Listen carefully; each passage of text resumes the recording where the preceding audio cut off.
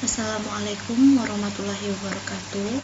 Pada kesempatan ini secara ringkas namun jelas Ibu akan menjelaskan keseluruhan materi-materi penting tentang auditing, baik itu audit untuk bank syariah maupun auditing secara umum untuk konvensional ataupun entitas-entitas lainnya.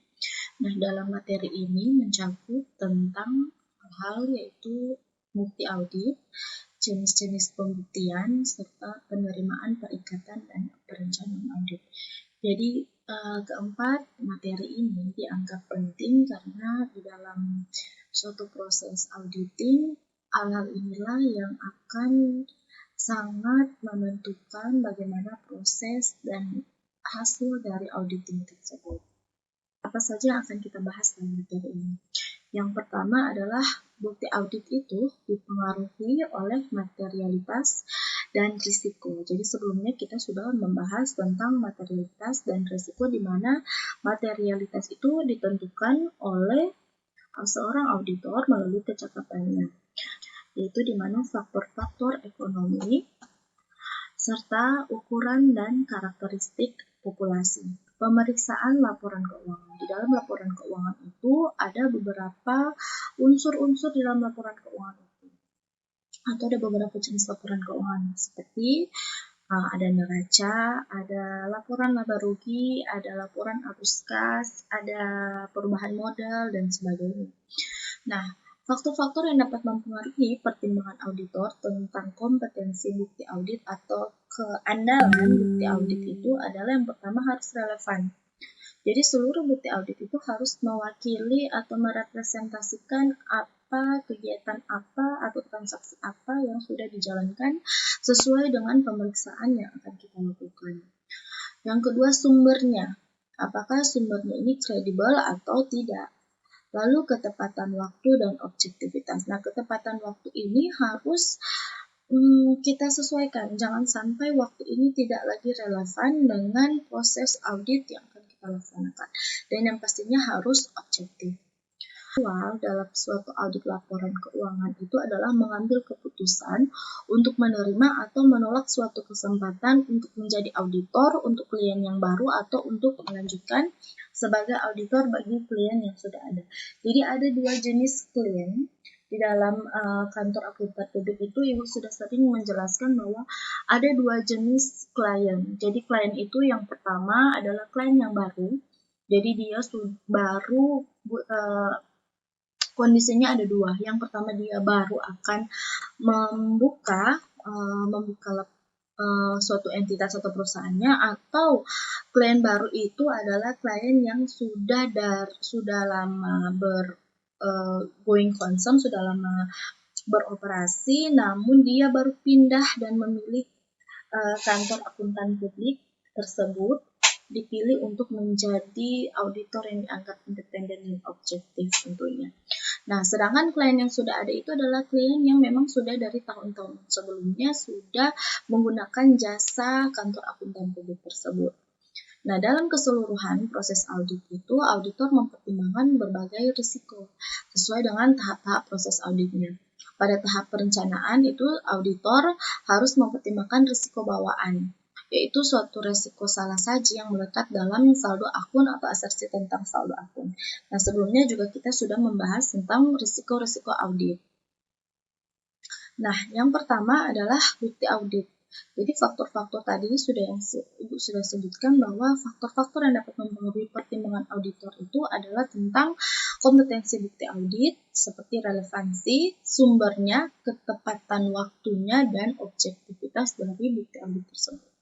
Nah, bukti audit ini harus mendukung laporan keuangan, di mana laporan keuangan itu harus terdiri dari data akuntansi yang mendasari. Maksud dari data akuntansi yang mendasari itu adalah sudah sesuai dengan pernyataan standar akuntansi keuangan. Lalu informasi penguat yang tersedia bagi auditor Dan komponen dasar data akuntansi yang mendasari underlying accounting data itu maksudnya mulai dari jurnal. Jadi yang menggambarkan siklus akuntansi seperti mulai dari jurnal, posting ke buku besar, kertas kerja, neraca saldo, sampai dengan laporan keuangan. Nah, auditor harus merancang suatu prosedur audit untuk memperoleh bukti penguat atau corroborating evidence itu guna mendukung data akuntansi yang mendasari tersebut. Jadi harus ada bukti penguatnya. Jadi selain ada bukti utama, harus ada bukti penguat atas data-data dari bukti yang pertama. Selanjutnya ada bukti dokumenter. Dokumenter evidence itu digunakan secara luas dalam auditing itu dapat dikaitkan dengan tujuan audit spesifik seperti apa. Biasanya itu spesifiknya misalnya akan memeriksa kas misalnya. Itu bukti dokumenter itu dibutuhkan tergantung pada situasi kondisionalnya yang ada. Nah, dokumen yang dimaksud dapat berasal dari luar entitas. Luar entitas itu berarti terkait dengan pihak eksternal misalnya pemerintah yang mengurusi pajak, atau mungkin supplier, atau mungkin investor, atau mungkin kreditur, itu bisa jadi dari dalam entitas dengan pengesahan atau tanda tangan dari pihak luar, atau berasal dari dalam dan tidak beredar di luar organisasi. Nah, ini yang dimaksud dengan informasi penguat. Jadi informasi penguat itu seperti dokumen-dokumen seperti cek, faktur, kontrak, notulen. Notulensi ini maksudnya notulensi rapat, atau bisa jadi nota-nota atau bukti-bukti yang dapat mendukung saldo-saldo akun atau bukti yang sebelumnya pada underlying accounting data. Kedua adalah konfirmasi dan pernyataan tulisan lain. Jadi harus ada konfirmasi dan pernyataan tulisan itu bagi pada pihak-pihak yang memang berkontribusi atau andil dalam atau memang paham betul terkait dengan proses pemilihan adalah informasi yang diperoleh dari permintaan keterangan, pengamatan inspeksi, kita melakukan observasi, dan pemeriksaan fisik. Nah, biasanya permintaan keterangan ini apabila bukti audit yang disediakan itu belum mencukupi dengan data-data yang kita butuhkan.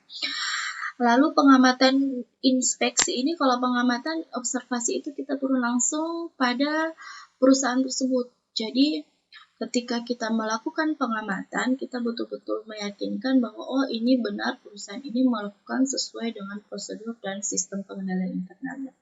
Melakukan inspeksi itu turun langsung dengan tanpa memberikan suatu notifikasi kepada orang-orang yang akan kita lakukan inspeksi. Dan yang terakhir pemeriksaan fisik. Pemeriksaan fisik ini dibutuhkan untuk memberikan keyakinan lebih bagi seorang auditor apa benar data yang ada di dalam laporan keuangan atau data yang disajikan itu sesuai dengan keadaan yang ada di lapangan. Yang terakhir, informasi yang diperoleh atau dikembangkan sendiri oleh auditor. Jadi setelah dikumpulkan seluruh bukti-bukti audit bisa dikembangkan, bisa dianalisis oleh auditor. Nah, jenis-jenis bukti audit itu ada 8 yang biasa digunakan oleh seorang auditor. Yang ke-8 ininya nanti akan Ibu bahas secara rinci pada slide berikutnya. Nah, bukti analitis itu sifatnya membandingkan antara harapan yang dikembangkan berdasarkan pengalaman, anggaran, data industri atau perusahaan, pengetahuan tentang bisnis, dan industri sebelumnya. Nah, biasanya bukti analitis ini kita bisa mengaitkan dengan mata kuliah analisis laporan keuangan. Nah, dalam menganalisis laporan keuangan ini yang dibandingkan mungkin data tahun ini dengan tahun sebelumnya atau membandingkan rasio keuangan perusahaan dengan yang perusahaan sejenis. Jadi biasanya contoh misalnya untuk bank, untuk membandingkan misalnya ada 2 jenis analitis, misalnya analisis vertikal atau analisis horizontal. Analisis horizontal itu membandingkan antara tahun laba tahun ini dengan laba tahun-tahun sebelumnya. Atau dengan intercompany, analisis intercompany itu yang sejenis, misalnya bank syariah mandiri harus disandingkan atau dibandingkan dengan bank sejenis seperti misalnya bank BRI syariah atau bank BNI syariah gitu. Nah, keandalan itu tergantung pada relevansi. Bukti ini dianggap andal, itu tergantung pada relevansi data yang digunakan dalam mengembangkan nilai yang diharapkan auditor. Contoh seperti apabila kita ingin mengaudit misalnya laporan laba rugi, tentunya hal-hal atau data-data yang relevan itu adalah seperti pendapatan dan beban-beban yang dikeluarkan begitu. Nah, selanjutnya adalah perbandingan saldo atau rasio-rasio kunci lain. Ini yang tadi sudah Ibu jelaskan, bahwa perbandingan itu bisa jadi pada hasil-hasil tahun yang lalu, itu namanya analisis horizontal.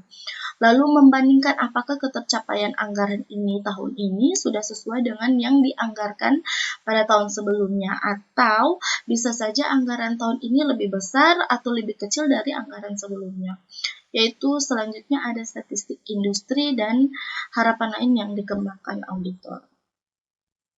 Nah, selanjutnya ada bukti dokumenter. Sifatnya itu klien seringkali memiliki ragam dokumen yang luas dan dapat diperiksa selama audit berlangsung. Jadi, bukti dokumenternya itu bervariasi tiap antar perusahaan. Mungkin di perusahaan manufaktur tidak memiliki data-data seperti harga pokok produksi dibandingkan dengan perusahaan jasa atau perusahaan dagang.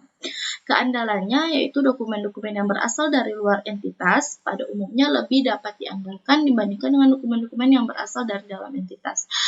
Kenapa? Karena biasanya memang kita lebih mempercayai dari yang bersifatnya eksternal karena mungkin lebih kecil resiko fraudnya, jadi lebih kita sebagai auditor itu lebih skeptis terhadap intern daripada eksternal. Jadi kita lebih menganggap bahwa data-data dari eksternal itu lebih andal dan objektif.